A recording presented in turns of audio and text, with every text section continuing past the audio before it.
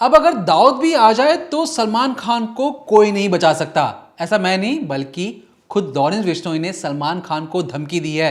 धमकी ये दी है कि अंडरवर्ल्ड डॉन जिसके तहत सलमान खान अगर सोच रहे हो कि वो बच सकते हैं तो नहीं बचेंगे, ऐसा लॉरेंस का कहना है, क्योंकि उसके 900 शूटर्स आसपास मौजूद हैं और उसकी एक कहे पर कभी भी किसी वक्त भी सलमान खान की जान ले सकते हैं।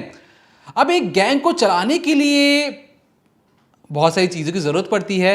जिस तरीके से गाड़ी को चलाने के लिए 4 चक्कों की ज़रूरत पड़ती है, तो उसी तरीके से लॉरेंस गैंग को चलाने के लिए 4 तो नहीं 5 पहियों की ज़रूरत है। और ये 5 पहिए या कहें जो अफसर हैं, जो उसकी गैंग के अफसर हैं, ये कौन हैं, इनका रोल क्या है और इनके कहे पर कोई भी शूटर किसी की जान कैसे ले लेते हैं, क्यों ले लेते हैं और इनका गैंग में कौन किसका क्या काम है और इसका काम अगर कोई दूसरा करेगा तो उसको क्या भुगतना पड़ेगा, ये आज हम आपको हर चीज़ बताएंगे।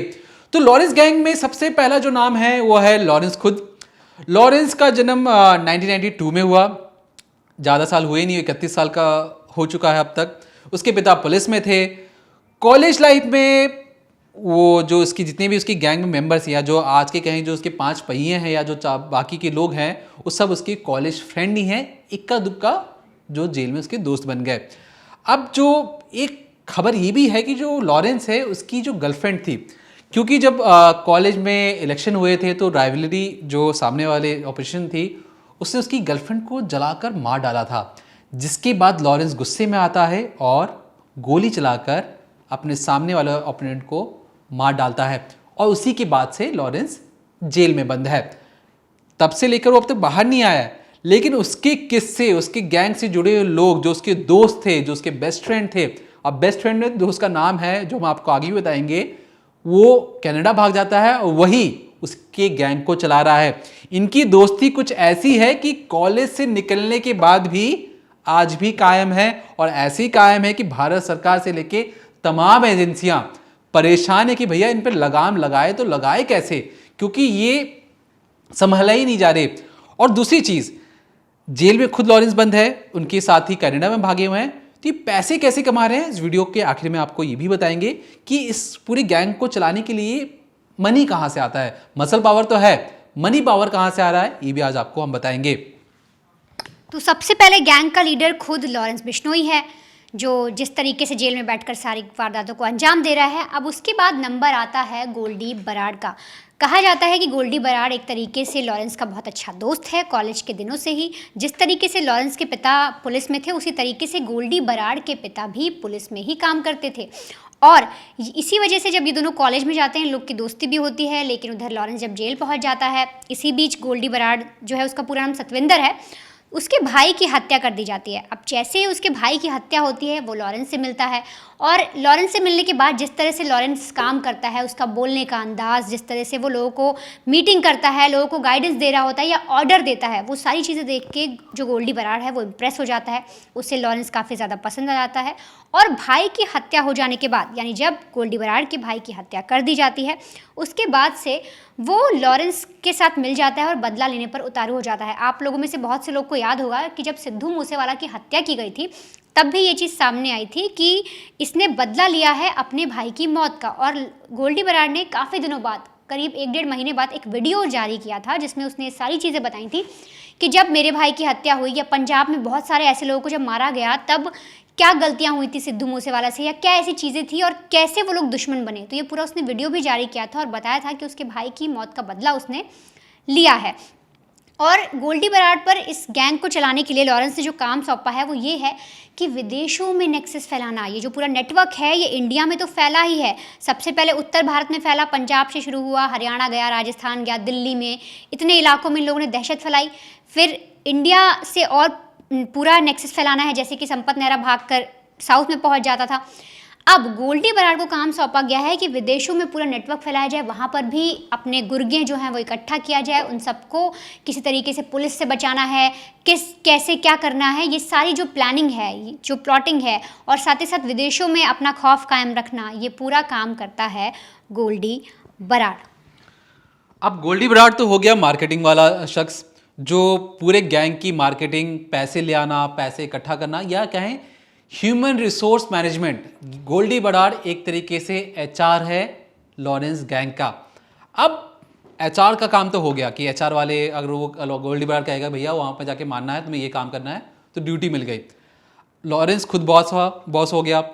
गोल्डी बराड़ एचआर वाला काम करने लगा, यानी कहें कि किस शख्स को कहाँ ड्यूटी लगानी है, कैसे पैसों का बंटवारा करना है, किस जगह पैसे भेजने, ये सारा काम यानी कहें मार्केटिंग और एचआर वाला काम गोल्डी बराड़ संभाल रहा है। लॉरेंस हो गया बॉस।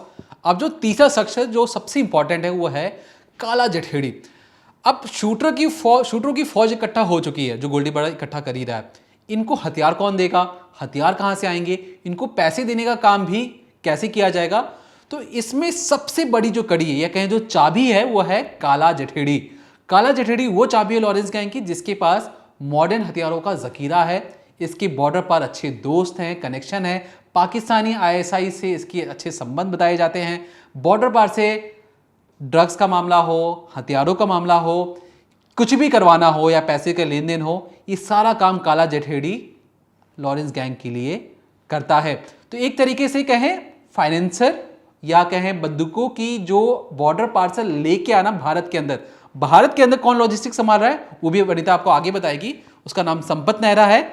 लेकिन भारत पार पैसे को इकट्ठा करना, हथियारों की सप्लाई करवाना और भारत विरोधी कुछ भी अगर कोई चीज होती है तो काला जठेड़ी वो शख्स है जिसे पता सबसे पहले चलता है। काला जठेड़ी 15 साल से दिल्ली में उसका खौफ तो था ही, उसे बम्बिया गैंग उसके दुश्मन भी था और इसी सिलसिले में उसकी दोस्ती लॉरेंस गैंग से होती है क्योंकि लॉरेंस गैंग भी बम्बिया गैंग का दुश्मन था।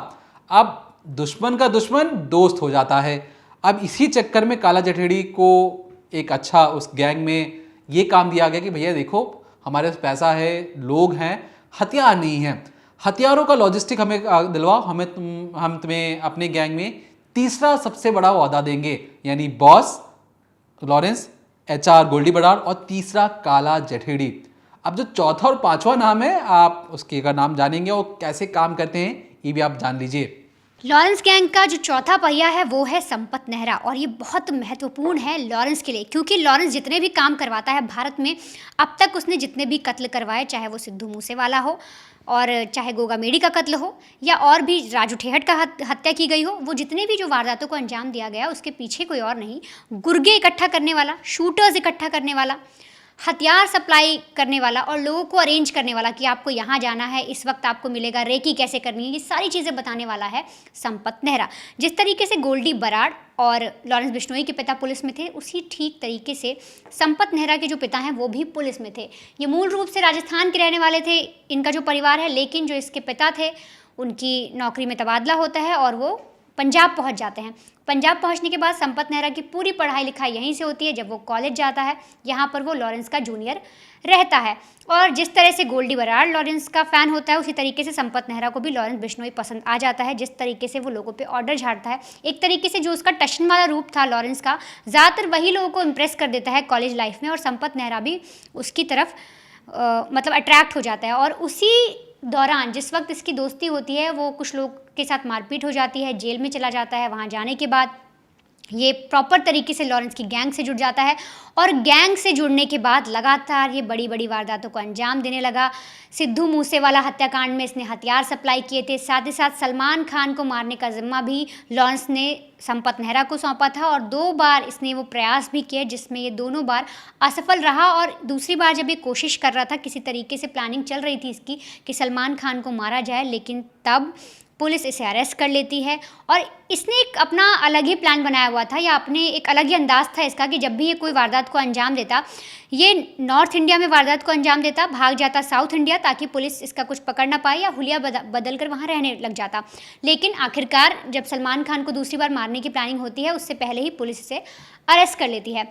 चौथे शख्स की बात करें तो वो है अनमोल बिश्नोई। नाम से ही पता लग रहा है कि ये लॉरेंस बिश्नोई का कोई रिश्तेदार है, तो सही मायने में ये लॉरेंस बिश्नोई का भाई है। अभी नया चेहरा है इस पूरे ग्रुप का, लॉरेंस इसको अपनी तरह बनाने की कोशिश कर रहा है और ये सिद्धू मूसेवाला हत्याकांड का मुख्य आरोपी है जो अनमोल बिश्नोई है। और अनमोल बिश्नोई पर आरोप है कि ये जितनी जो वारदातें होती हैं, जो हत्याकांड होते हैं, उसमें पूरी तरीके से शामिल होता है और ये अब विदेश भागा हुआ है और वहाँ से पूरे नेक्सस को ऑपरेट कर रहा है। और इस तरीके से जो लॉरेंस का गैंग है वो इन 5 जो पहिए हैं, एक तरीके से तो लॉरेंस बॉस है और इन 4 पहियों पर टिका हुआ है और इसी से पूरा जो गैंग है वो चल रहा है। तो देखिए, ये जो गैंगस्टर्स हैं, ये क्योंकि बहुत सारे 900 लोग हैं, 900 लोगों को आपको लेकर चलना है, वो आपके कहे पे कुछ भी कर सकते हैं। तो इनको चलाने के लिए 5 जो खुद लॉरेंस को अगर हटा दे, लॉरेंस तो बॉस हो गया, बाकी सब जो हैं, अब लॉरेंस बॉस तो है, उसने अपना एक कहें कि वारिस भी चुन लिया है जो अनमोल बिश्नोई है। अगर कल को लॉरेंस बिश्नोई के साथ कुछ होता है तो वारिस के तौर पर अनमोल बिश्नोई भी तैयार हो रहा है बैकग्राउंड में। बाकी जो ये जो 3 अफसर हैं, ये पूरे गैंग को अच्छी तरीके से चला रहे हैं, पैसों की कोई दिक्कत होने नहीं देते। यहाँ तक कि अगर कोई शूटर किसी की हत्या कर देता है तो उनके विदेश जाने का इंतज़ाम, उनके परिवार वालों को मालामाल करने का इंतज़ाम, सब चीज़ का इंतज़ाम गोल्डी बराड़ पहले से ही कर देता है। और विदेश में कहाँ पर? थाईलैंड में। तो पहले भी हमने अपने कई वीडियोज़ में आपको बताया कि जो लॉरेंस बिश्नोई गैंग है इंडिया में वसूली करता है, वहाँ से जो पैसे आते हैं ये थाईलैंड या कनाडा के जो बड़े बड़े पब और डिस्को होते हैं वहाँ पर लगाता है। वहाँ पर लगाने के बाद क्या होता है कि जो अगर मान लीजिए आप 100 रुपये लगाए तो वहाँ से 400-500 रुपये मिलते हैं। तो ये तरीका इन्होंने ईजाद कर लिया था और इसी के बलबूते ये जो पूरे गैंगस्टर्स हैं, लॉरेंस गैंग, ये फल फूल भी रहा है। तो फिलहाल के लिए जो लॉरेंस गैंग है, जो हमने 5 पहिए बताए हैं कि ये लॉरेंस गैंग कैसे काम करता है, ये अपने आप में चौंकाने वाला खुलासा है।